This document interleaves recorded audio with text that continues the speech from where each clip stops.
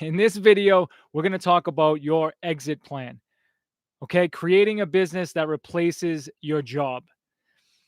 And when it comes to creating a plan, this does not mean like this is the first thing you want to understand is that this does not mean you have to go out and quit your job before you can start building this business. All right. That's a huge thing that you need to understand that there is no reason for you to go out and quit your job before you ever have a plan of action. Right.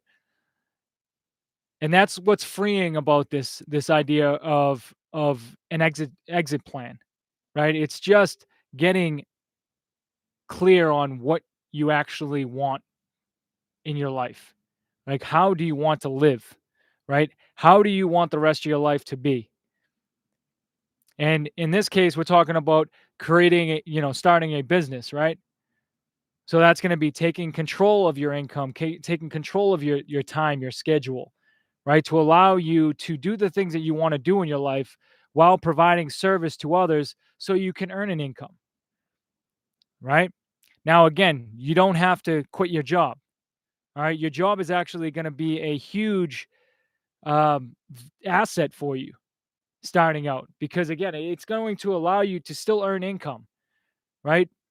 But the fact that you're making this decision to go ahead and plan out your exit, like um get clear on a business that you believe will allow you to live the life that you want to live while earning the money that you want to earn.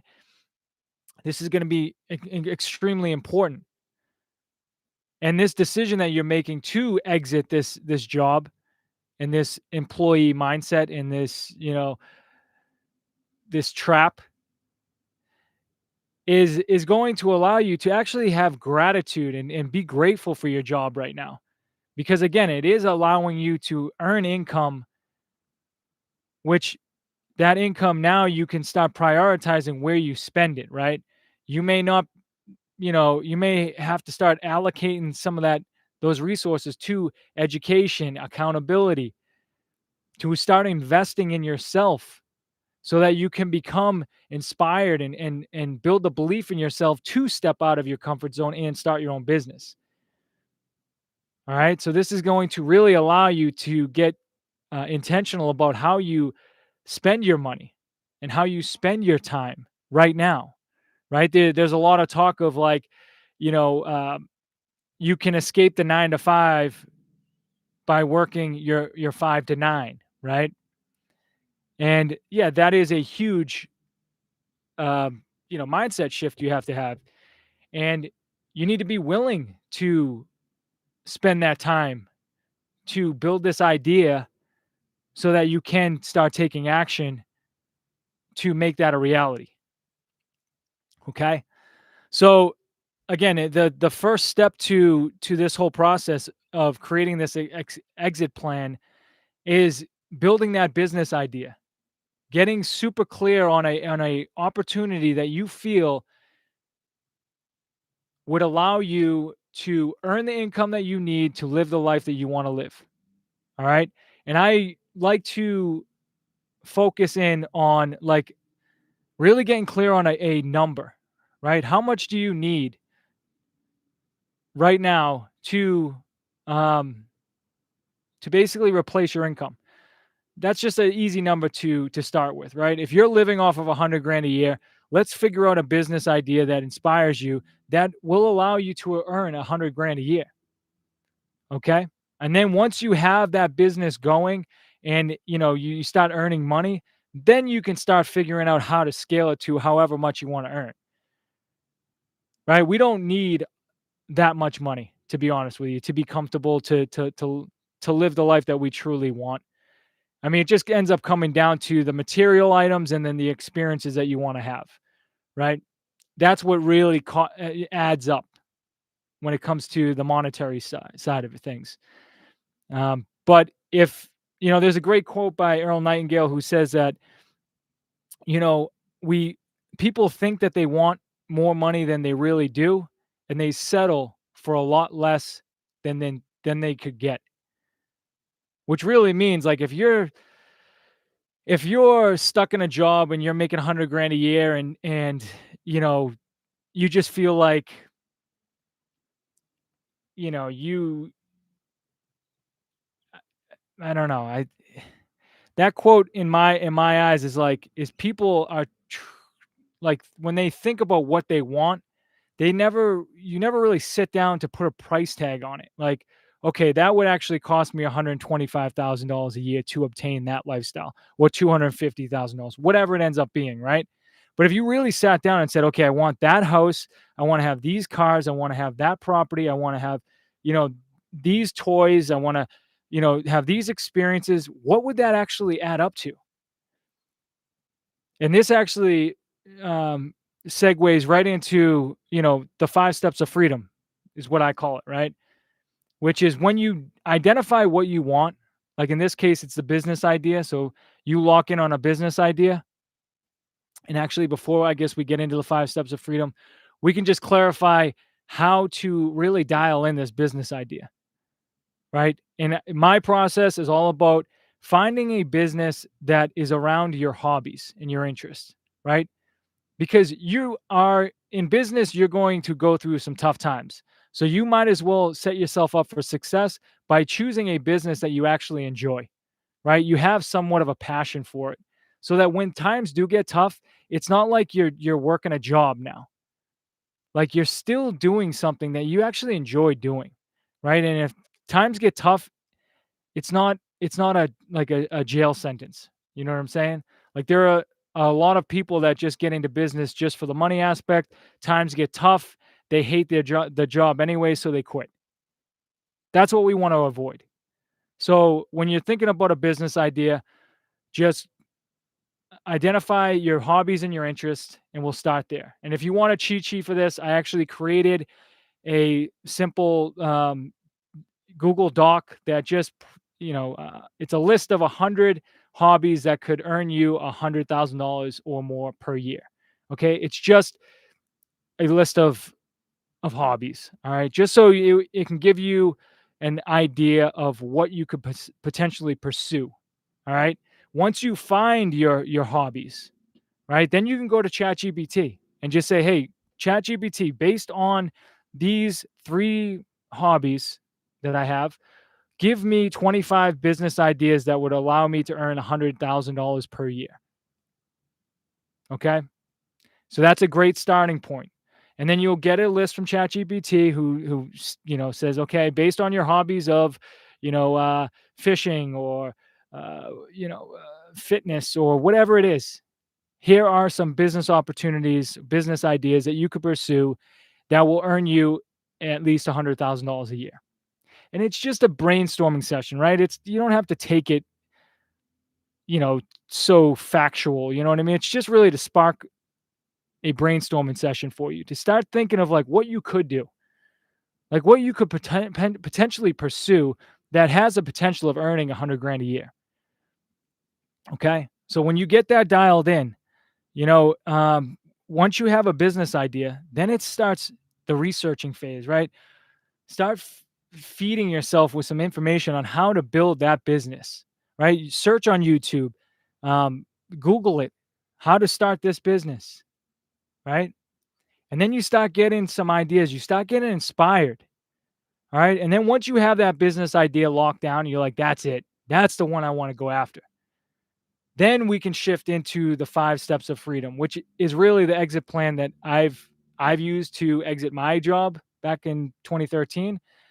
Um, I didn't call it the 5 steps of freedom at that point, but looking back, these are the 5 steps that I took to really step out of my comfort zone and start taking action, and ended up in Nashville from Boston, started my own business flipping houses, right? So, the first step once you have your business idea is creating the vision of the life that you want to live. Because in order to do something that you've never done before, to step out of your comfort zone, to really gain that motivation to do these things that you're going to have to do, right? To get uncomfortable, you're going to need a why, right? There's a lot of people that talk about finding your why and this and that. And, there's a lot of people that will go like, oh, I'm doing it for my family. I'm doing it for this. I'm doing it for that. But if you're not like, if you're not super like locked in on what this thing is going to do for your life, then it's going to get hard to really push through those tough times, right? Because the beginning of anything is tough. You need to get some momentum here, right? It's like when you have like a boulder, right? You have to get that thing just moving, right? And at the beginning, it's tough, but if you get it up and get get a little bit momentum, then that boulder starts rolling, and then you don't even have to touch it, right? So again, the beginning is huge. So really that just comes down to identifying how your life would change if you had this business, right? How would your day look? When would you wake up? How would you spend your mornings? When would you be working? How would you be working? From your computer, in a shop, in a I don't know. Like, how does work look in your perception of this business? You know what I mean? Like, how would that really look? Um, how much money do you want to earn? Do you have friends, family working with you? Um, how are you spending time with the people that you love? Like, what are those experiences that you're going on? What are the things that you want to experience as a family? For yourself. Getting super clear on what that life looks like. Okay, and how starting your own business and having your own business is going to make that a reality. Okay, so that's step number one, is really just identifying your vision, creating your vision of the life that you want to live and how this thing that you want is going to make that a reality. All right. So you got your create your vision. Next is setting your goal, getting really intentional about this one thing, starting your business of doing blah, blah, blah. Okay. That is now your goal. That's only the only thing that you need to be thinking about for now on. Really, like everything now starts to feed into, how do I create this? And there's a lot of people who want to start their own business, who have this dream, but they never take a pen and paper and write it down. I am so happy and grateful now that I have a business, blah, blah, blah, doing what I love. You know what I mean? Like, and put a date on it. Like, give yourself some sense of urgency. Create that goal. All right. And get emotionally involved in this. And the reason the the way you get emotionally involved in this is you tying this goal to that vision of yours that you created in the previous step, right? You have that vision, you know that this goal of starting your business is going to make that a reality, or at least be a big chunk of that reality, right? And you just need to lock in on this one goal, right? Everything that you do from here on out, like I'll give you an example. Like, once I got clear that I wanted to start flipping houses, I was listening to podcasts nonstop during the day while I was in traffic, going to work and coming from work. While I was working, I was listening to podcasts. I was just consuming, consuming, consuming, right? But I had the intention of learning something so I could actually do it, take action on it, and experiment and see how this whole thing works, right? But it was just it became an obsession, because that's the only thing I was thinking about, was, how do I do this? How do I do this? When I had a bad day at work, I had my goal with me, and I knew I don't have to get too upset over this, because I this is a means to an end, this job. I am working my way out of it. You see what I'm saying? Like, this goal is my life now. I don't Nothing distracts me, nothing irritates me anymore, cuz I know where I'm going. But it's only because I got clear as on this goal. I am going to start my own business flipping houses, and I didn't know how it was going to happen. I just knew that that was my goal. Okay? So setting your goal is part 2. Step 2. Step 3 is audit your environment. Now, this is a big one. All right? This is when the fact that you have this goal of starting your own business, you've never done it before, it's something outside the box. especially this business idea that you're so locked in on, you have to be careful about your environment because you are a product of your environment, okay? And the people in your life, the habits that you have, the beliefs that you have, it's all part of the environment that you grew up in, right? And that you're a part of right now. Everybody that you associate with probably has a similar lifestyle, right? Whether it's, you go out on the weekends drinking and, you know, um, you watch sports, every weekend, I don't know, maybe you play a sport, I don't know, whatever it is, right? Right. Like most likely your environment is very in tune with, it's just your habits, really, right?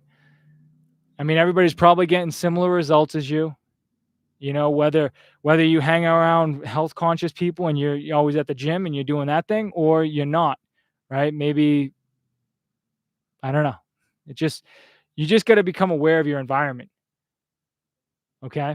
And that's again your the people you hang out with, the places you go, the the habits that you have when you know you're working through your day, right? How much time you're scrolling on social media, how much time you watch TV or Netflix or whatever when you get home, what kind of food you're eating. Like just become aware of your environment and how you operate. And the reason why you want to do this is because you're not going to you're going to have to identify the things that you're doing that you'll replace with habits and actions and environments that are more in alignment with what you want starting your business, right? Because your current environment right now is in alignment with the current results that you have. Working the job, like most of us, especially for me, like I didn't have a lot of people that understood what I was doing, starting my own business, or getting into flipping houses. I was in the carpenters union. I was really good at it. I had a steady job. But when I started bringing up real estate, it was, people asking questions. What do you mean? How do you do that? What is it? And honestly, I was still learning. So when I tried to explain it to others, I sounded like an idiot because I didn't really know what the hell I was doing. And the more I spoke to people about it, the more I realized how it wasn't a good feeling. You know what I mean? Because I started to doubt myself because I couldn't even explain what the hell I was doing, wholesaling real estate. And it was a big setback for me. And that was actually one of the biggest reasons why I ended up moving out to Nashville. I was just like, you know what, let me just completely get out of my comfort zone, get out of my circle of, my my friend group or whatever. Not that there was anything wrong with anybody, but I just knew that like I needed to focus in and not set myself up for failure. You know what I mean? So auditing your environment, big, right? Again, you're identifying your habits, your beliefs, the people you hang out with, the places you go, how you spend your time. Okay. Really identify that. Because the next step 4, is making the committed decision. Now, the thing about making a decision is that you have to understand your cup is full. Okay? Your cup is full, which means your time is accounted for. Everybody is busy. We all might not be, you know, uh, productive with our time, but we're all busy. We all fill our time with whatever habits that we have. Well, actually, it's really, you sleep 8 hours, you work 8 hours, and then everything in between is just your habits, right? How you normally operate. That's all it is, right? And that could be watching TV, that's, scrolling on social media, that's going out on the weekends, whatever, going to the bars or going to games, um, all of these different things, right? And in order to make a decision, which let's be honest, none of us are really taught how to make decisions for ourselves. We grow up as kids, we're listening to our parents. We go to school, we're listening to our teachers and our coaches. We go to work, we're listening to our bosses and our managers. Some people go through their entire lives without really making those big decisions that really change their lives, right? They just continue to do, that what society really tells us to do, right? Just fall in line, do as everybody else does. So making a committed decision is when you identify what you want, right? You starting your own business, and then you you have to, again, your cup is full, your time is all accounted for. We already identified in the previous step your habits, your beliefs, who you hang out with, how you spend your time, all of that. So now we look back at that list and say, okay, what am I going to replace? What am I going to replace with actions that are going to lead me towards my goal, right? So you might look at your list and say, well, I spend a lot of time watching TV when I get home. I spend a lot of time scrolling on social media, and it's just a mindless activity. It's not like researching and stuff like that. It's mindless. It's just scrolling.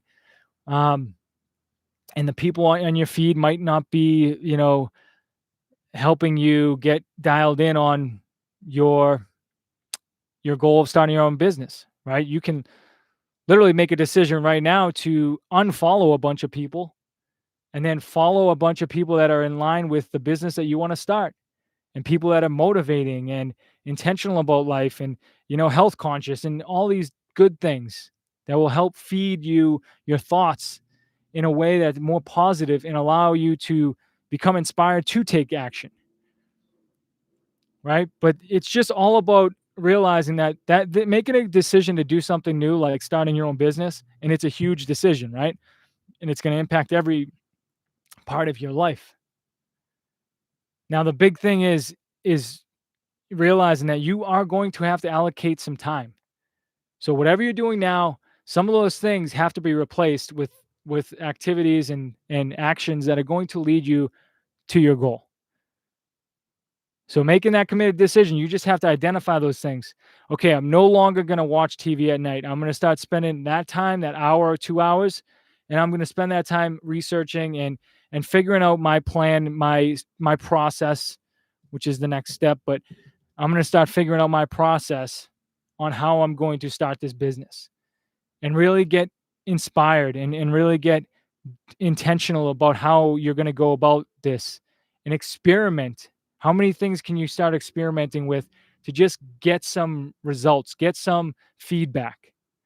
Okay. But at the end of the day, we're still on making the committed decision. So you have to understand that to actually make a decision to do something, it's also a decision to let go of something that you're currently doing. And if you're not willing to let go of those things, and you're going to make excuses about why you should be able to watch TV, why it's important to go hang out with friends and drink, why, all these different things, then you're just telling yourself right now that you are not committed, and this is not something that is that valuable to you. It's that important to you, which is fine. Okay? But this is why you want to go through this process, because at the end of the day, you don't want to lie to yourself. Okay? Be honest with yourself. And this 5-step process allows you to just get honest. Honest about what you want, honest about if you're willing to actually give up the things that aren't serving you to replace them with things that will serve you towards this goal. But there are a lot of people that will just continue to make excuses and use those excuses as the reason why they don't do the things that they want to do. But this is such a pivotal part right here, is that you have to understand, like, you can't just say, I'm going to start my business and continue doing what I'm doing right now. That doesn't work. All right. We're all habitual beings. All right. We're habitual in everything that we do. How we get up in the morning, how we go through our day, how we go to sleep. Like, there's a habit that we all fall into. And it's because our brain's really set up for survival, right? And it doesn't want to burn those calories to always be thinking of what to do next. Like, imagine if you had to think of every movement that you made. Like, pick up the toothbrush, put the toothpaste on there, move your hand to your you know what I mean? Like, it would be so robotic and, like, you would get nothing done. But the fact that we're created to be able to be habitual in our nature is actually a great thing. And I think, who was it? Robert Russell that said, "Habit is God's way of making good automatic in our life," which means that, we are programmed. Well, we are built to be habitual beings, right? But the thing is, we're programmed to do these, or to have these habits that are negative, right? And it's all around our environment, right? We grow up around an environment where everybody's eating like shit, then you're gonna eat like shit, and guess what? You're gonna look like that. You're gonna be overweight, and you're gonna just blame it on your genetics or whatever. And that's not how it goes. Like, you weren't created to be obese. You were obese because of the environment that you grew up in and the habits that you've obtained from that environment. Okay, like that's literally how this whole thing works. All of our results are based on our actions. Okay, and those reactions are based on how we think and what we believe. Right? You're not going to do something if you don't believe in doing it, right? Like, if you don't have that belief, like, this is the thing to do. Now, that belief might not be serving you, right? If you have the belief that, yeah, it's not a food situation, it's a genetic situation, then yeah, you're going to eat Twinkies and all this nonsense because you just believe you were dealt the wrong hand, right? You feel like, it's all your genetics. So you start making these actions based on your beliefs and they get you the results that you don't want, but you have that negative belief that is wrong. I didn't really want to get into the health aspect of it, but either way, hopefully that was a good analogy on why we have to really dial in on our habits. And a habit is just something you've done over and over and over again to a point where you don't have to do it anymore. That's all a habit is. So when you get intentional about what your habits are and what you're going to replace the ones that aren't serving you with ones that are going to serve you towards, starting your own business, then it becomes so much easier to create those new habits because you know why you're going to stop this habit because it's not serving you towards what you want. And this is why I believe on 100% why people can't stop smoking, drinking, doing all these things because they don't have a reason why.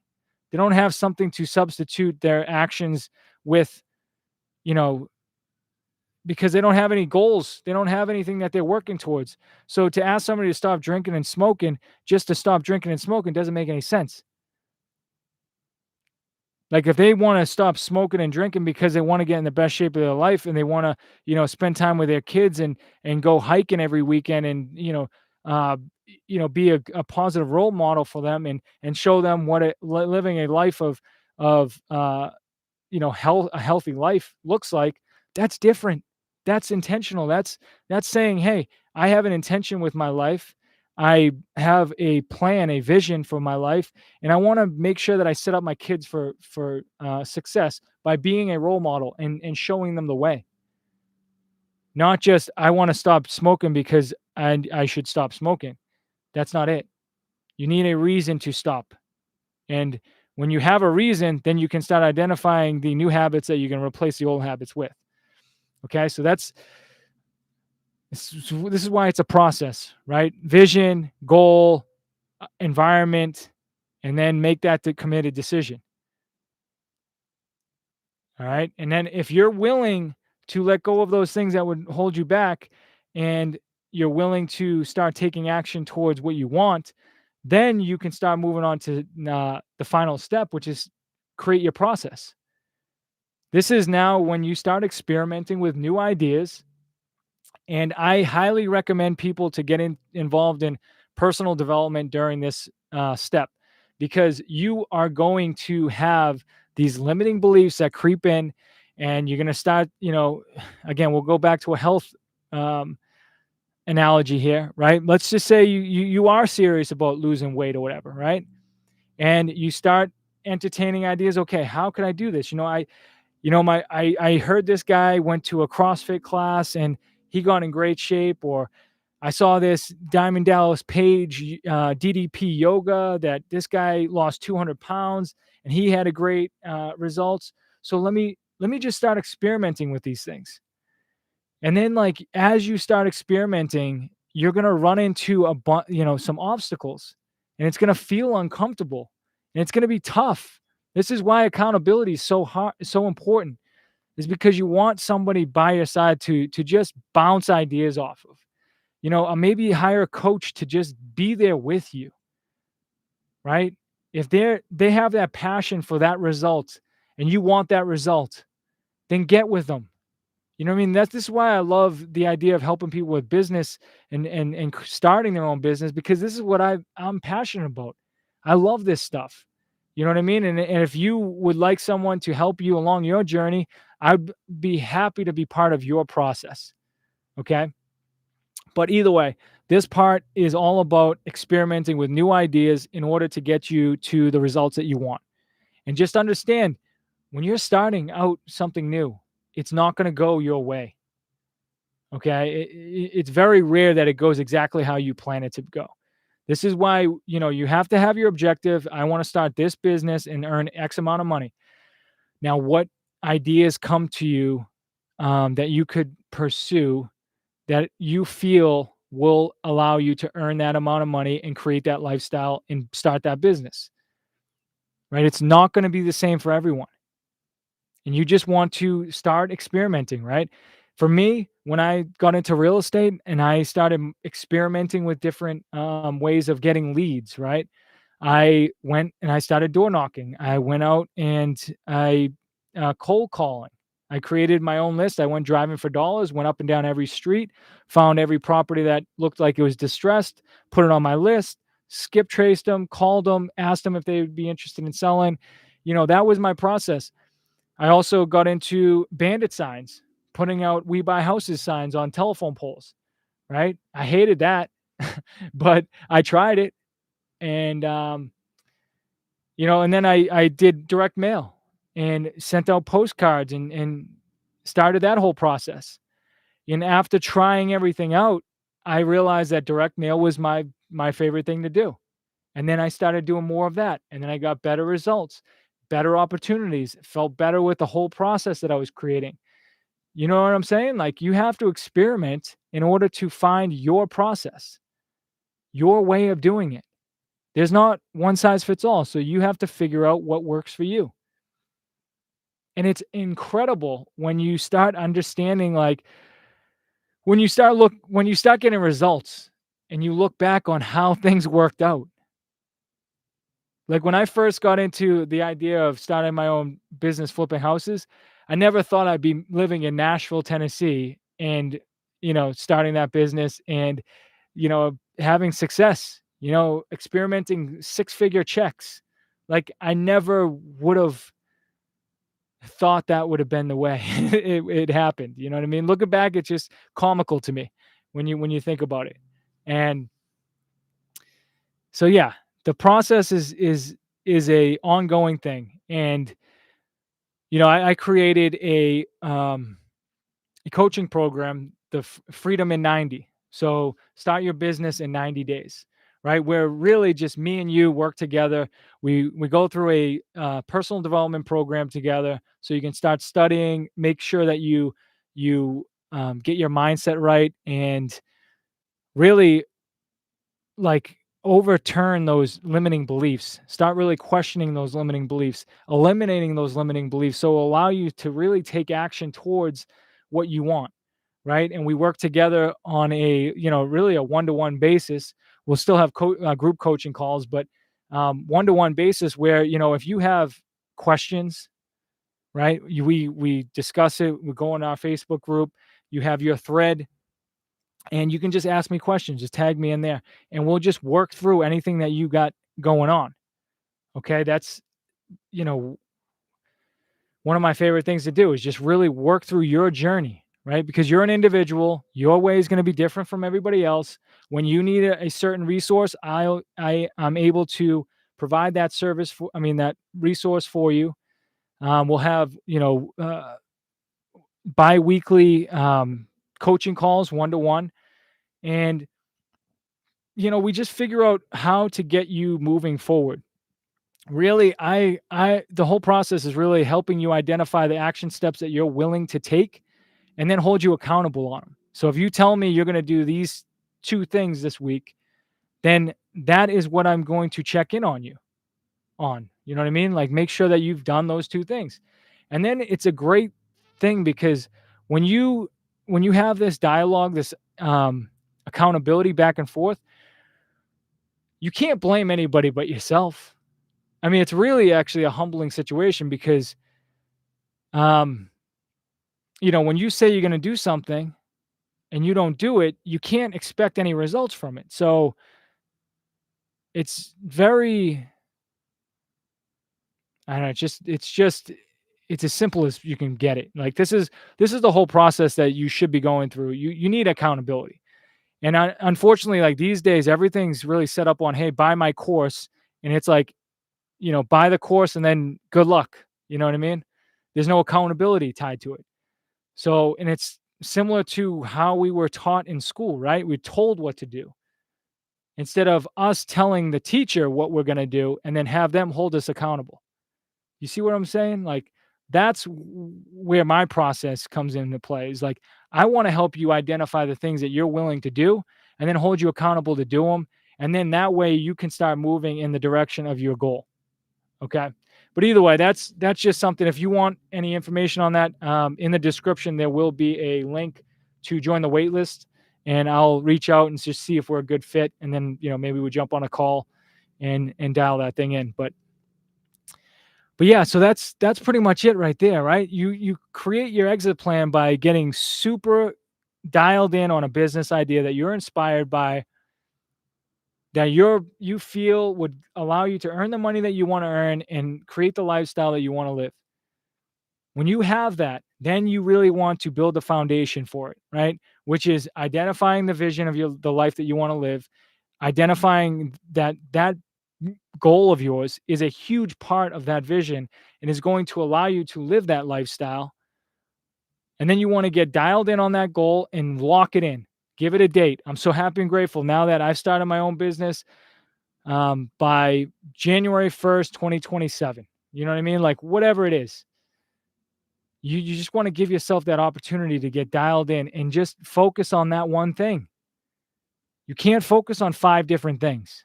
All right. I think this is proven over and over and over again. People with five goals, they have no focus, they have no intention. They're just trying to do five different things, and it gets overwhelming and people quit. It's embarrassing how many people, how little people, how small of an amount. No, how do I want to say this? It's so it's embarrassing how rare setting a true goal is. Again, there's a difference between wanting something and setting a goal to have something and achieve something. All right. And you really want to get this dialed in because, again, you have to have that motivation to keep going. Okay. So the vision, goal, audit your environment. You're a product of your environment. Everything that's around you, everything you do is in alignment with the results that you're getting now.